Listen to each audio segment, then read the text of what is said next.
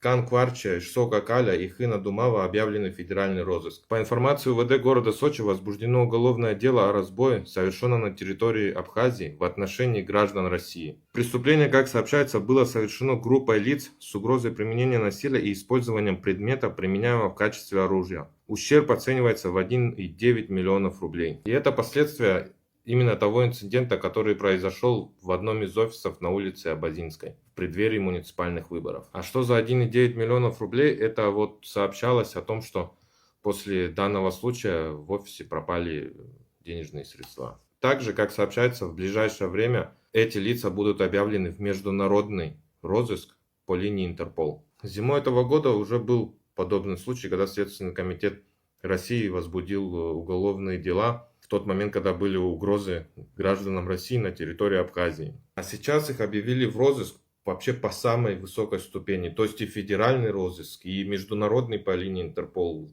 Я не знаю уже дальше куда даже. Как бы оно ни было, это в любом случае граждане России, и против них были совершены насильственные действия. Причем в жесткой форме, с угрозами жизни, оружием и так далее. Ну а Россия всегда защищает своих граждан, где бы они ни находились. А в моем профиле еще больше новостей, поэтому подпишись. Ты кто такой, что слушай, абхазов сливать? Ты кто такой вообще, бля?